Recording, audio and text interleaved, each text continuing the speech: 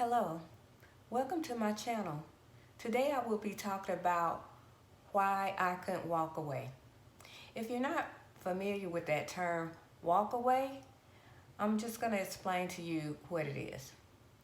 There's a campaign called Walk Away, and the campaign is about Democratic supporters leaving the Democrats and the left people leaving the left for the right.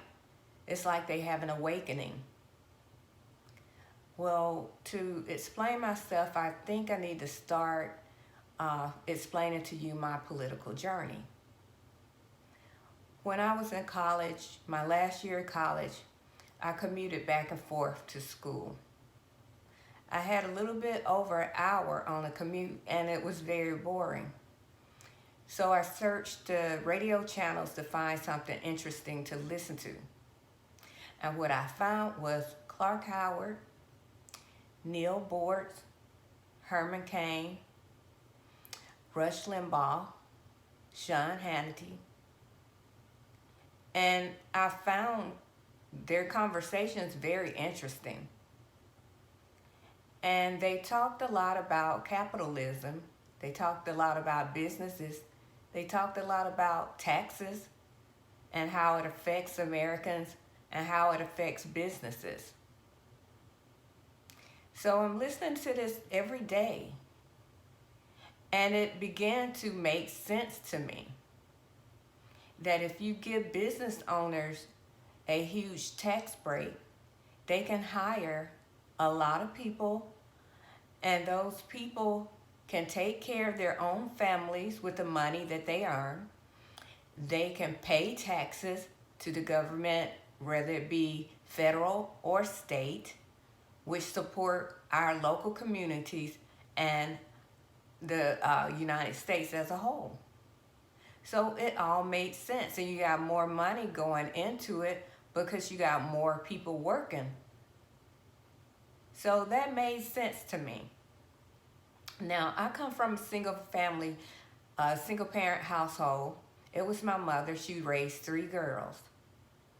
She was a beautician, and she also cleaned homes for 2 families. My mother worked very, very hard. She raised 3 girls on her own. She sent those 3 girls to college. Now, one of us didn't graduate, but that wasn't because of my mother's shortcomings. That was because she decided that she would leave and take a break and then go back. And she never did go back. But my mother put us through college. And also, while we were in college, she bought myself and another one of my sister a car while we was in college. Now, this is a single mother. So we finished school, and I really commend my mother for her hard work. Oh yeah, and I didn't mention that for a season, all 3 of us was in school at the same time. So she was a single mother, and she had 3 girls in school at the same time. Well, years later, as I got out in the world and started working, and I began to grow in my relationship with Christ, and I got deeper in my faith, then I started to think about biblical principles and putting Christ first. And I noticed that what the Democrats stand for was against what the Bible stood for, biblical principles. And I would wonder why my pastor would allow Democratic politics to come up into our pulpits to speak to us. It was never a Republican. And I come up with the conclusion, and that this is the reason why. Plus, I've been hearing this, and it makes sense. A lot of our families told us to vote for Democrats because they are the ones that care for the poor. And, you know, we as black people, you know, figure, you know, we're going to have more black poor people than anybody else. But I know that's not true nowadays, you know. It just depends on you. Even my mother was a testament to that.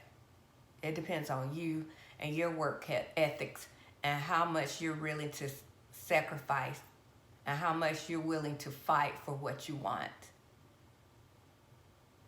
So I also noticed that, you know, parents will tell their kids, or families will tell their kids, vote Democrats because they care for the poor. But when you look at the poor cities, the inner cities, you see that you have Democratic politicians that's been in office for 10, 20, 30 years. The people are still just as poor. Crime is still just as high and going higher. The school system are poorly ran. People aren't learning.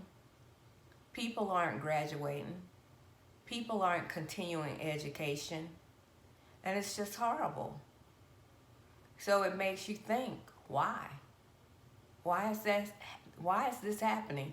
When those cities get a lot of money from the federal government. Their schools are funded more than other schools. But the education, the quality of the education is very poor. And nothing is changing. And in many cases, it's getting worse. So you have to draw a correlation to who's in charge. Why haven't things gotten better? So anyway, I said all that to say that I couldn't walk away from the Democratic Party because I was never a part of it. I never supported it. I was able to see what was going on early in my political career, or my political knowledge. I was able to see early on. And I thank God that no one told me to vote Democrat early on, because I probably wouldn't have even listened to those people back then. I probably would have heard them say, you know, this Republican is, this Republican that, rah, rah, rah, and I probably would have turned it right off. And I think that's why people are not giving the other chance a try. They're not doing their own research. They're not using common sense and saying, what is this person talking about? What type of plans do they have for us? What have they done for us lately? What have they done for us all these years they've been in office? Can we do better? Is there a better person for us? Let me look. What do they think? Does it align with my beliefs? Will it help my family? Will it help my city, my county, my state, my country, everyone? And you have to look at those things to make an informed decision. So anyway, that's all I have to say. This is the only reason why I couldn't walk away, is because I was never there in the first place. Thank you so much for listening to my video, and have a blessed day. Bye.